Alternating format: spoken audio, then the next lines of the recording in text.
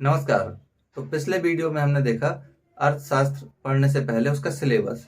तो सिलेबस के अंतर्गत जो हमको पहले चीज पढ़नी थी उसका नाम है बेसिक इंट्रोडक्शन। तो चलिए शुरू करते हैं इंट्रोडक्शन। देखिए, इंट्रोडक्शन के अंतर्गत सबसे पहले समझिए, दो शब्दों का प्रयोग देखा होगा आपने किया जाता है। एक को बोलते हैं अर्थशास्त्र, एक को बोलते हैं अर्थव्यवस्था। अर्थशास्त्र मतलब इकोनॉमिक्स और अर्थव्यवस्था का मतलब है इकोनॉमी। तो पूछेगा कोई आपसे कि ये बताइए दोनों में अंतर क्या है, ये दोनों क्यों अलग अलग तरह के शब्द प्रयोग होते हैं। तो देखिए, अर्थशास्त्र, शास्त्र शब्द सुनकर अलग समझ में आ रहा होगा, होता है ना, दिल में फीलिंग आ जाती, अलग समझ में आ रहा होगा। इसका मतलब ये कोई किताब है। हाँ, तो वास्तव में ये किताब है। ये क्या है? एक किताब जिसमें क्या दिया हुआ है, जिसमें रुपया पैसा से जुड़े हुए सिद्धांत दिए हुए हैं। सिद्धांत का मतलब होता है कि कोई ऐसी चीज जिसको सभी लोग मानते हैं। ठीक है, पूरे दुनिया में आप कहीं भी जाएंगे तो अर्थशास्त्र के जो सिद्धांत हैं वो यही होंगे। हमारे यहाँ जो पढ़ाया जाता है वही दुनिया के अन्य देशों में पढ़ाया जाता है। लेकिन एक चीज सोचिए कि अगर आपके घर की बात करें तो क्या घर में सभी लोग जो रहते हैं उनके विचार सेम है रुपए पैसे को लेकर? कोई खर्चीला होता है, कोई अलग सोच रखता है रुपए पैसे को लेकर, कोई कमाने के अलग अलग जरिए रखता है। तो जब एक घर में नहीं है तो एक मोहल्ले में कैसे होंगे, और एक राज्य में कैसे होंगे, फिर एक देश में कैसे? और जब इतनी बड़ी पृथ्वी है तो क्या ये संभव है कि जो किताब में लिखा हुआ है वो हर देश में दुनिया के एक समान रूप से लागू हो? संभव नहीं है। क्यों? क्योंकि अलग अलग स्थितियां हैं, अलग अलग तरीके के लोग हैं। तो इसलिए कुछ लोगों ने कहा कि एक काम करते हैं, हम लोग पूरी दुनिया में कुछ सिद्धांत बना लेते हैं। वो सिद्धांत हर देश में पढ़ाए जाएंगे, लेकिन उनको पालन करना है कैसा?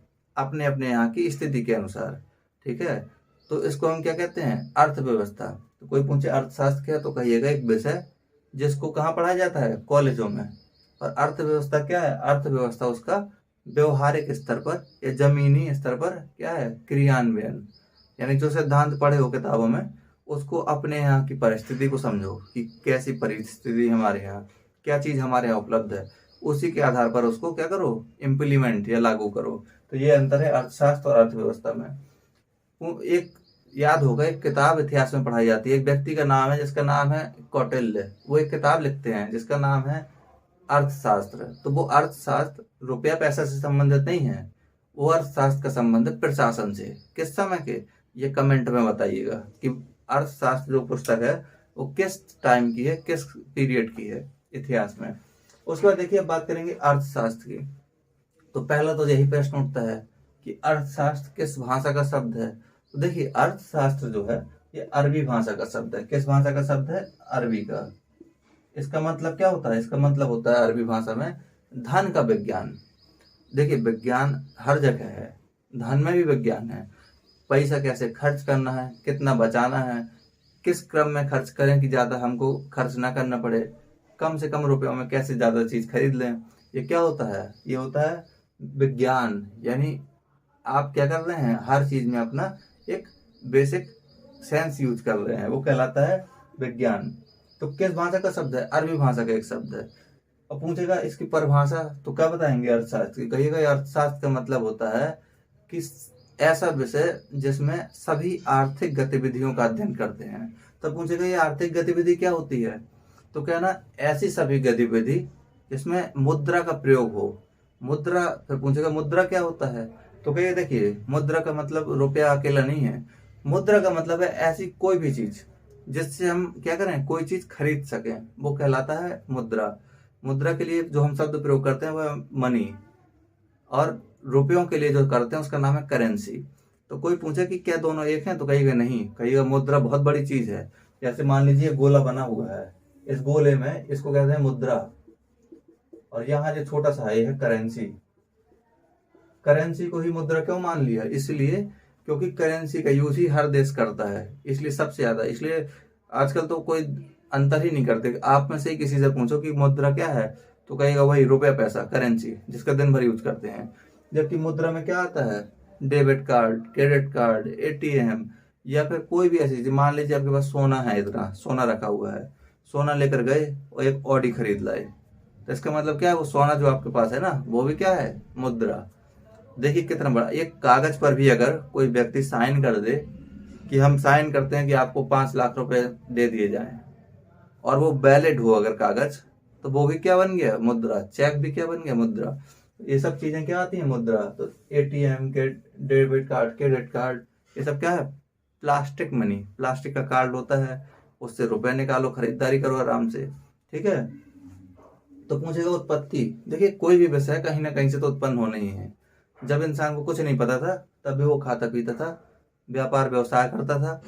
लेकिन आधुनिक अर्थशास्त्र यानी आधुनिक साइंस में हम अर्थशास्त्र का जब प्रयोग करते हैं तो उसका उत्पत्ति माना जाता है एडम स्मिथ से। एडम स्मिथ कौन थे, एडम स्मिथ कौन थे, ये जो बाबू हैं एडम स्मिथ, ये ब्रिटेन जिसको यूके कहते हैं उसका एक अलग क्या है, एक स्टेट मान लीजिए, स्कॉटलैंड। वहां के एक दार्शनिक थे, दार्शनिक अर्थशास्त्री। यानी ये अर्थशास्त्र से संबंधित ऐसी चीजों के बारे में बताते थे जो इन्हें लगता था, फील होता था। तो इन्होंने एक किताब लिखी जिसका नाम था द वेल्थ ऑफ नेशन। कब लिखा, 1776 में। देख लीजिएगा, 1776 में किताब लिखते हैं द वेल्थ ऑफ नेशन, यानी राष्ट्र का धन। उसमें ये लिखते हैं कि देखो, सरकार से कहते हैं कि सरकार को लोगों के मामले में हस्तक्षेप नहीं करना चाहिए। लोगों के जो जैसे मन है, जैसे वो अपना उद्योग धंधा लगाना चाहते हैं लगाने दो, और जैसे लोगों से काम कराना चाहते हैं कराने दो। क्यों, क्योंकि इससे सरकार को क्या है, फायदा है। लोग जब ज्यादा से ज्यादा सस्ती चीजें बनाएंगे और ज्यादा से ज्यादा मात्रा में बनाएंगे और लोग ज्यादा से ज्यादा मेहनत मजदूरी करेंगे तो सरकार को भी टैक्स आएगा। तो ये कहते थे सरकार को कुछ नहीं करना है, खाली बैठ के देखना है। जैसे एक मूक दर्शक होते हैं ना, जो बैठे रहते हैं कि सर्कस वगैरह में सब अपने आप होता है, वो खाली बैठे रहते हैं। तो इनका कहना था सरकार को केवल वैसे ही बैठे रहना है, बाकी सब काम चलने दो अपने आप। बहुत मतलब बकलोल किस्म के आदमी थे। अब बताइए, अगर किसी को छोड़ दिया जाए, अभी भी अगर कह दिया जाए कि जिसको जो करना है करने दीजिए, जैसे जिससे काम लेना है लेने दीजिए, तो खुद सोचिए कि जो आदमी पैसे वाला है वो पैसे देना नहीं चाहता है। काम तो कराना चाहते हैं सब, लेकिन पैसा कोई नहीं देना चाहता। क्यों, दिमाग दौड़ाते हैं कि पैसा ना खर्च हो जाएगा। लाभ सब चाहते हैं, सब चाहते हैं कि रातों रात करोड़पति बने, लेकिन जो लोग काम करते हैं उनको पैसा नहीं देना चाहते हैं। और काम 8 नहीं, 10 नहीं, 12 नहीं, 15 घंटे तक लेना चाहते हैं। तो ये भाई साहब यही कह रहे थे और इनकी बात मानी। क्यों, क्योंकि उस समय दूसरा तो कोई था नहीं, थे तो भाई साहब अकेले। इतनी बड़ी बात कह दी थी इन्होंने। तो इन्होंने जो कहा सरकार ने माना और फिर ही छोड़ दिया कि करो बाबू जो करना है तुम लोगों को, उद्योग धंधे लगाओ। तो उनने भी दम से क्या किया, जो गरीब थे, असहाय थे, उनको फैक्ट्री में बंद किया। अब 15-15 घंटे जो था दम से काम करना शुरू कराया। उत्पादन बढ़ा, सब कुछ बढ़ा और लोगों की जरूरतें पूरी होने लगी ज्यादातर। लेकिन एक बहुत बड़ा वर्ग जो काम कर रहा था उसके पास हाथ में रुपया पैसा ही नहीं रह गया।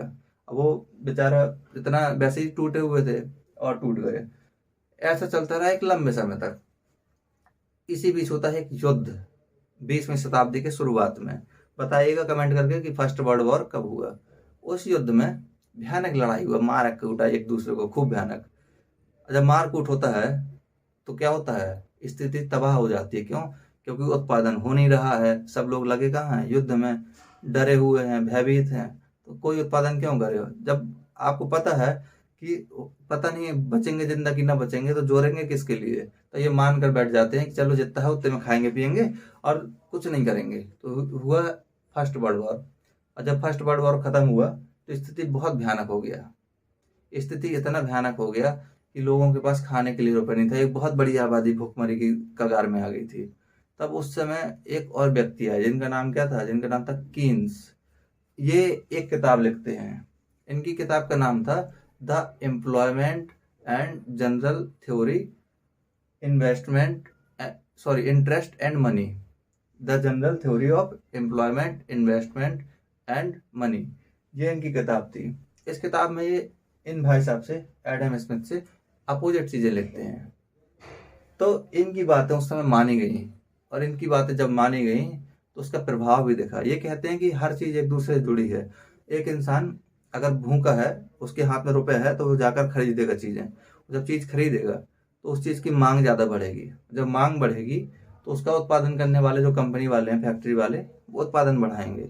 उत्पादन बढ़ाएंगे तो उसके लिए कच्चा माल भी खरीदेंगे किसानों से या जिससे भी खरीदें। और जब कच्चा माल खरीदेंगे तो उनके हाथ में भी रुपये आएगा। जब रुपये आएगा तो वो लोग भी खरीदेंगे।